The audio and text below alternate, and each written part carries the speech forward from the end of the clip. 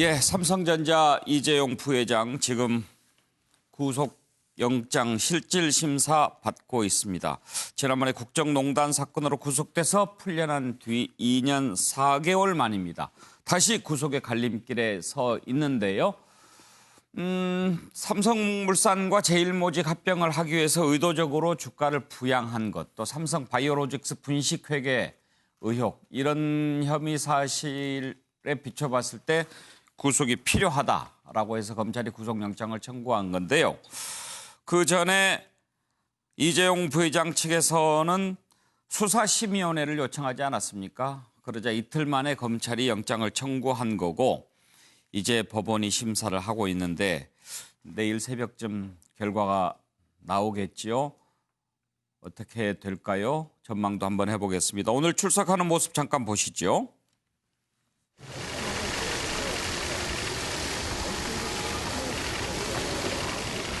불법적인 합병 의혹과 관련해서 보고받거나 지시하신 적 정말 없으십니까? 지검의 수사에서 지시 있었던 정황이 있는데 여전히 부인하시나요? 3년 만에 영장심사 맡게 되셨는데 심경 어떠십니까?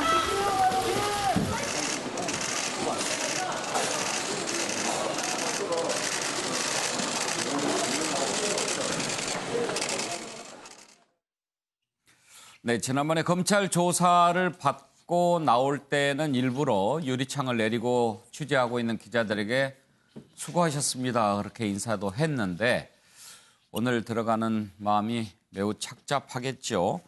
정진 변호사, 사실 처음 구속될 때도 얼마나 마음이 막 이렇게 조마조마했을 텐데 이 구속돼서 풀려났다가 또 심사받는 그 기분은 매우 힘들 거예요. 비교할 수가 없어요. 군대 또 가는 것보다 더 힘들 거예요. 그 가장 구속되기 싫어하는 사람이 누군지 아세요? 한 번 구속됐던 사람. 맞습니다.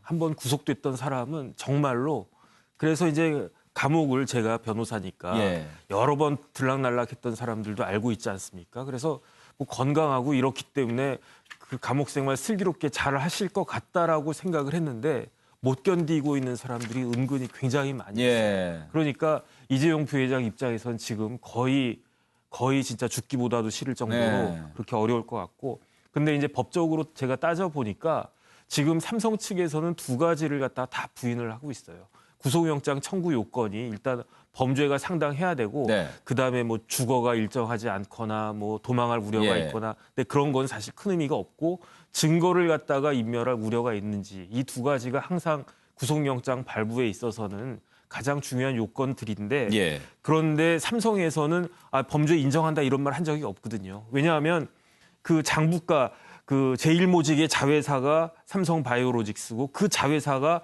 그 삼성바이오로직스 에피스라는 회사인데, 이 에피스의 장부가가 2,900억밖에 안 됐는데 이 시장가를 4조 8천억으로 평가를 했단 말이에요.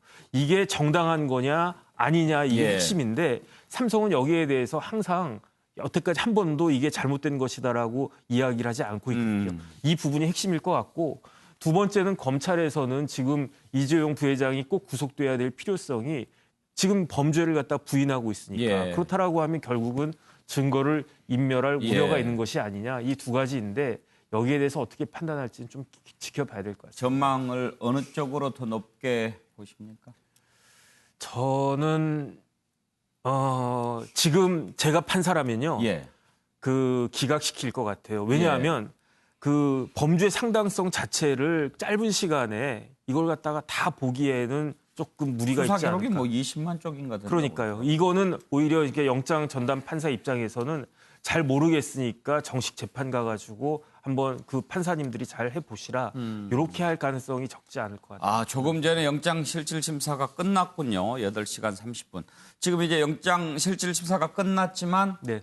이제 또 판사가 이제 검토하는 시간이 있고 네네. 그 동안에는 구치소에서 대기하고 있는 거죠. 그렇습니다. 이제 환복해가지고요, 옷도 갈아입고. 환복하고. 네네. 예. 노영희 변호사 전망은 어떠신가요? 기각되겠죠. 아, 기각으로 보세요? 네, 저는 기각된다고 봅니다. 이유는요? 이 수사가 쉬운 수사가 아니에요. 이거 혐의 사실 인정하는 것 자체가 쉬운 게 아니에요. 막 직접적으로 본인이 지시 내려서 하는 건 아니거든요. 그렇다면 범죄 혐의가 상당히 소명이 되어야지만 되는데 그거를 찾아내기가 사실 쉽지가 않고요. 예. 그게 그렇게 쉬운 거였으면 1년 반이 넘도록 계속 이 사건만 들여다보고 있진 않았겠죠. 게다가 구속을 시켜야 될 만한 충분한 사유가 있으려면은 실질적으로 증거인멸을 할 것이라는 확실한 뭐 사유가 혹은 예견이 가능해야 되는데 예. 이미 증거인멸할 건 다 했다는 게 바로 기본적인 입장들이에요. 만약에 있다라고 한다면. 그렇다라고 한다면은 1년 반 동안 그대로 풀어주고 있다가 이제 와서 갑자기 이 사람을 이 순간에 구속을 시켜가지고 무슨 이득이 있겠느냐 이렇게 본다는 거죠. 게다가 또 여론도 무시할 수가 없습니다. 지금 오늘 뭐 나온 여론조사 결과 중에 보면 상당한 국민들의 뭐 여론조사에 예. 응한 사람이겠지만 뭐 영장이 기각돼야 된다라고 얘기를 했다는데 그런 것도 플러스 이미 한번 옥고를 치른 사람이다라고 하는 또 그 사람들의 좀 심리가 있고요. 예. 또 이 영장 전담 부장판사는 제가 조금 아는데 부장판사님이 얼마 전에 상을 치르셨어요. 네, 그런데 이제 뭐 그거하고는 별개입니다만은 전반적으로 이제 성향이나 이런 거를 종합해서 봤을 때 제가 미뤄봤을 때는 기각 쪽으로 가지 않을까 생각이 듭니다. 만약에 기각이 되면 지난번에 신청했던 수사심의위원회는 어떻게 될까요? 그러면 11일 날 열리죠. 지금 수사심의위원회를 11일 날 열겠다고 오늘 결정을 내렸습니다. 네. 만약에 영장이 발부가 발부되면 되면 상관이 없어지잖아요. 그건 이제 없어지는 거기서. 거고요. 그렇지만 기각이 됐다라고 하면은 일단 구속 자체도 사실은 문제가 되지만 기소도 될지 말지가 중요하니까요. 네.